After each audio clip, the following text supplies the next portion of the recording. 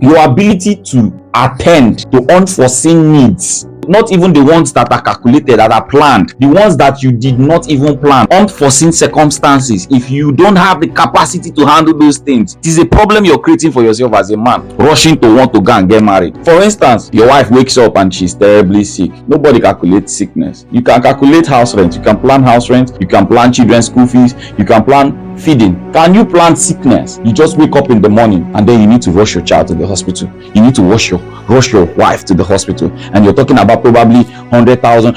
And then you're running helter skelter. You don't even know what to do. But the problem has risen up. Car breaks down. You didn't plan for car breakdown. You don't know what to do. Matters are rising from in-laws place. They need contribution. You need to do one or two. From your side, you need to do one or two. You don't know what to do. So that unforeseen circumstances, I always tell people, like, it's even one of the major criteria. Like, until you get to a point where you can be able to at least wake up and take charge of some things that you never planned financially and have it done. Trust me, man, when you rush into this marriage of a thing, you will turn to a depressed person. A lot of people won't tell you this thing. Forget all those ones telling you, all those people preaching that you need 400 naira to marry, 400 naira soup.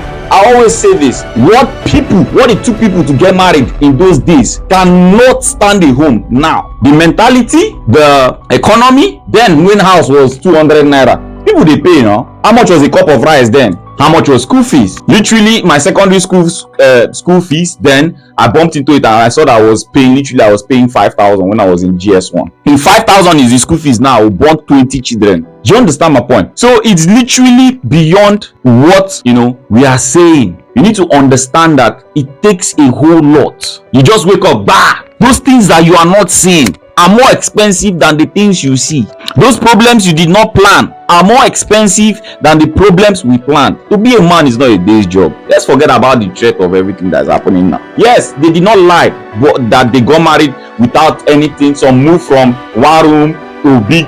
Yes, it's possible, but that was then. Now alone, a cup of Derica rice is 700. You know what that means? To fuel gas now, do you know what it costs to fuel gas? Somebody will say, I'm talking from it's not about level. I'm trying to be general. If you can handle it yourself, go and marry.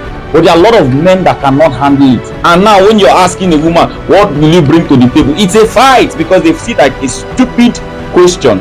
But the truth is that if you are a responsible woman, if a man sees you that you have value, if a man sees you that you are a product that can actually add to him, they won't ask you that question. Any man will ask you, what do you bring to the table? No, say that man, no, say he dey confused. He don't even know what you go bring to the table because probably there's no work. I cannot be asking my woman, what do you bring to the table? And I know she's working. Probably there's no work, probably there's no handwork, probably there's no business, probably there's nothing. You just have physical attention.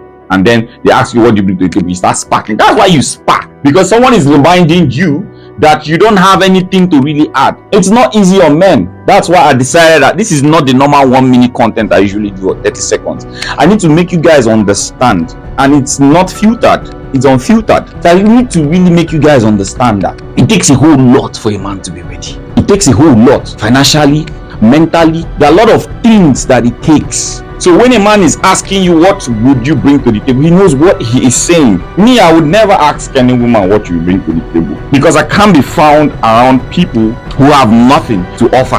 One of the reasons why we need someone who can actually assist us is not even that want to be eat the person money, or want the person to be, or want to be taking advantage of the person. No, as a man, if you lose that contract, if you lose that job, do you know that you will be, you will not be more depressed when you know that there is a woman at home that can at least take care of the feeding for 3 months while you're putting yourself together.